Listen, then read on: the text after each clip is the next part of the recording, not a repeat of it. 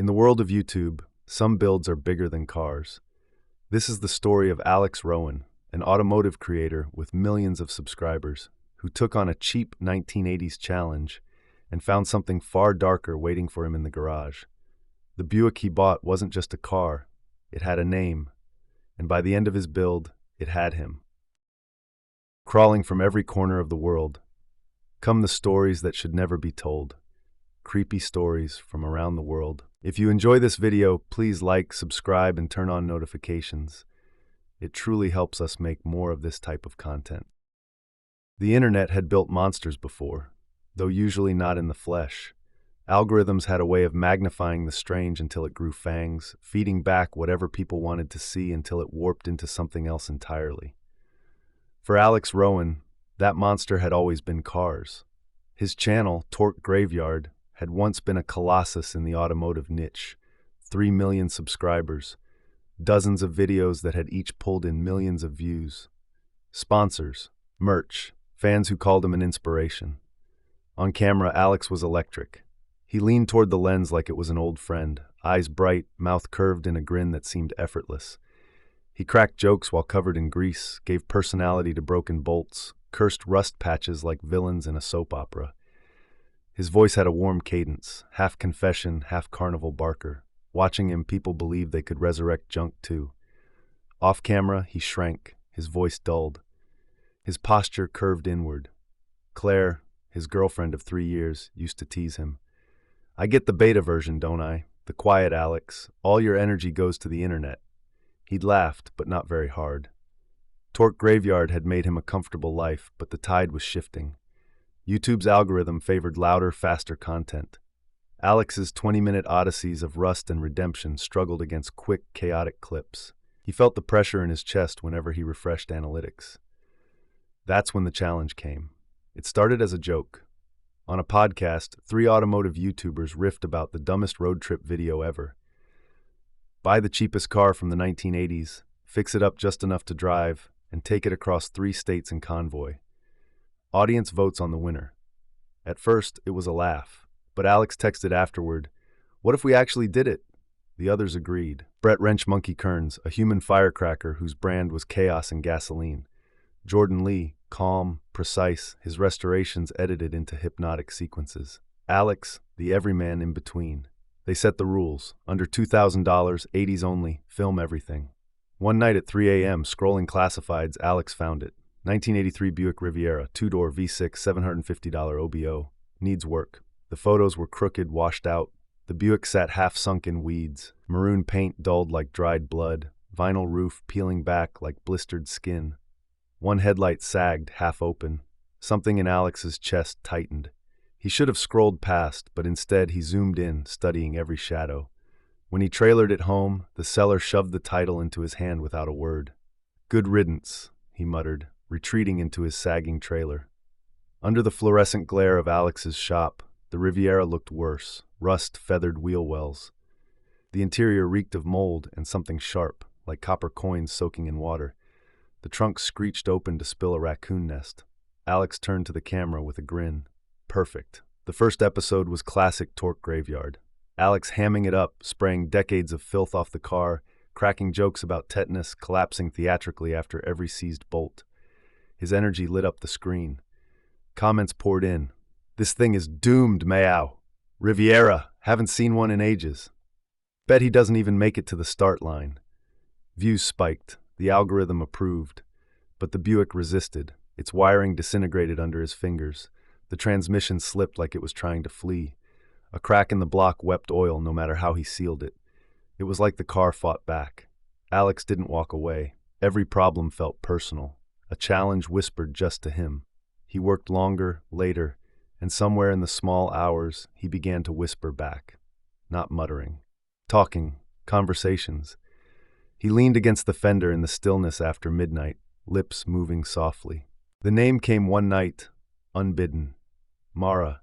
It slid off his tongue like something remembered, not invented. Claire noticed first. At dinner, Alex barely touched his plate, scrolling through schematics on his phone.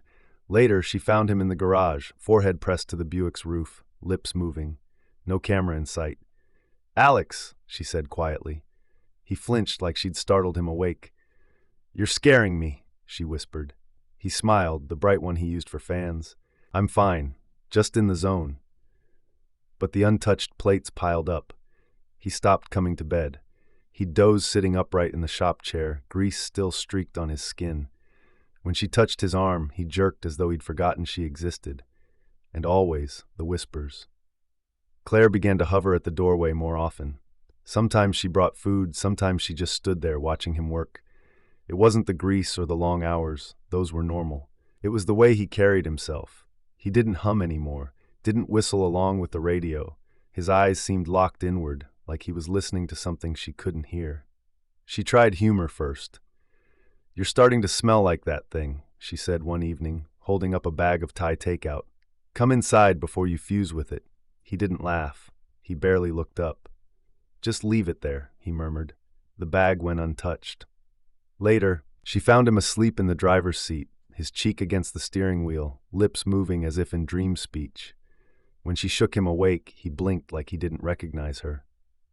For a moment, she thought she'd seen his hand stroke the dash before he sat up, embarrassed. She didn't mention it.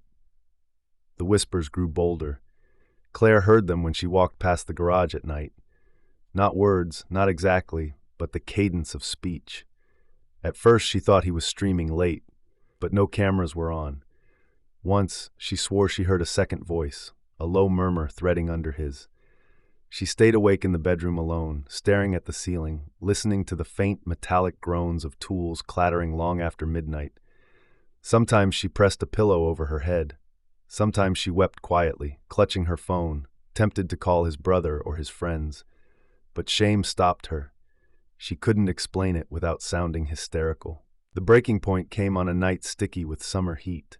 She stepped into the garage and the air was foul, oil and mold, but something else too. Sharp and metallic, almost like blood. Alex was hunched in the seat, both hands gripping the wheel, knuckles white.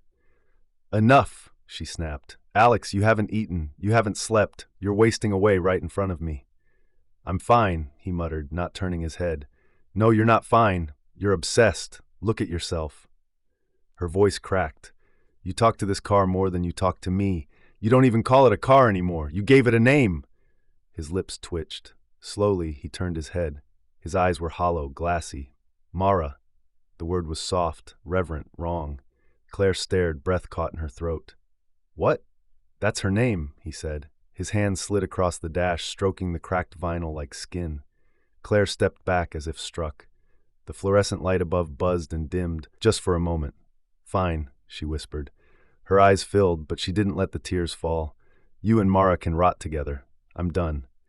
She stood there one last heartbeat, waiting for him to protest, to plead, to see her. He turned his face back to the wheel and whispered the name again. Claire left. The slam of the door shook the whole house. Alex didn't move. From that night on, the Buick transformed.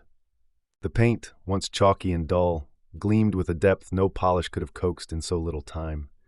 Chrome brightened like sharpened blades. Rust patches thinned and disappeared. Alex withered in equal measure. His cheekbones sharpened. His eyes sank deeper. He stopped showing his face on camera, training the lens instead on the Riviera's body, lingering on the shimmer of the finish, the curve of the fender. The audience adored it. Comments flooded in. "That car looks amazing, man. Creepiest build I've ever seen, and I'm hooked." Numbers spiked. The algorithm gorged itself, and yet Claire wasn't there to see the final unraveling. She stopped coming by, stopped calling. She'd tried, more than once, to intervene. The last time, she'd unplugged the breaker to the garage. Alex had simply run an extension cord out the kitchen window. He was beyond her reach. Neighbors noticed instead. They swore they heard an engine idling in the dead of night, though no lights showed. One said she'd seen headlights sweep her yard at 3 a.m., but when she looked out, the driveway was empty. Another claimed the Buick's taillights glowed faintly even in daylight, like embers behind glass. Alex didn't seem to notice. Or maybe he did, and welcomed it. Alex's days and nights became indistinguishable. He lived in the garage, sleeping in short, twitching intervals in the driver's seat. The Buick no longer smelled of mold. Instead, it radiated a faint metallic warmth, like a radiator after the engine cooled. Sometimes Alex pressed his palm to the dash and swore he felt a slow, steady thrum beneath the vinyl, as though Mara had a heartbeat. The cameras kept rolling, even when he wasn't sure why. Whole memory cards filled with footage of him staring at the car, whispering. He didn't edit. He didn't upload. But the red lights blinked on all the same, bearing witness. The radio began to misbehave. When he flicked it on, static filled the garage, soft as breathing. Sometimes, through the hiss, he caught words. Not sentences, just fragments. His name, the Buicks, Mara. If he turned it off, the static continued faintly, coming from nowhere. Once, half asleep in the shop chair, he woke to find the headlights glaring bright against the closed garage door. The keys lay untouched on the workbench. He stared, not afraid, not anymore, only murmured, "Good girl." The lights dimmed. 2 nights before the challenge, Claire called. He didn't answer. She left a message, her voice thick with tears. "Alex, I don't care about the car. I don't care about the channel. I just want you to be okay. Please, please call me back." He listened once, then deleted it. The phone filled with other things. Half-typed text to her, abandoned mid-sentence. Voice memos of him recording the Buick's idle, though no engine noise played back. Notes filled with single words scrawled over and over. Mara, Mara, Mara. By then, Alex rarely ate. His ribs showed when his shirt rode up as he leaned across the fender. He barely drank. The only liquid he seemed to consume was the warm, oily smell of the car's breath. The last night was recorded, though no one ever claimed responsibility for leaking it. The footage showed Alex in the driver's seat, pale, eyes hollow. His lips moved ceaselessly, whispering the name like prayer. Mara, Mara, Mara. At one point, he pricked his palm on a broken bit of trim. He didn't bandage it. He let the blood drip slow onto the wheel. His fingers smeared it across the vinyl, painting dark arcs.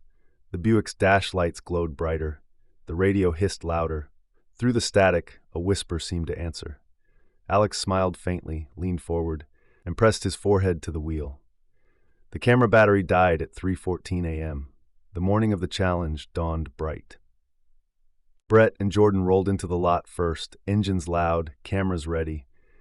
Brett's Camaro rattled with barely legal headers. Jordan's Toyota shone like it had never left the showroom.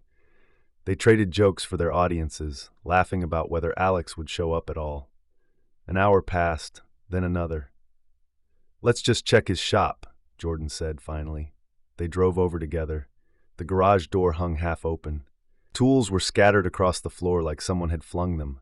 Fluorescents buzzed dimly overhead. The Buick gleamed in the center, impossibly pristine. Its maroon paint shimmered like liquid.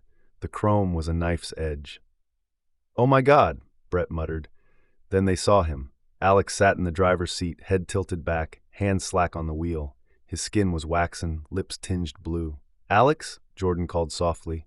He didn't move. They yanked the door open. Brett grabbed his shoulder. Alex slumped sideways, cold, eyes staring. Paramedics later found nothing. No trauma, no drugs. His body had simply quit. The Buick was impounded. 2 weeks later, it disappeared. Months on, fans pieced together clips from Alex's cloud backups.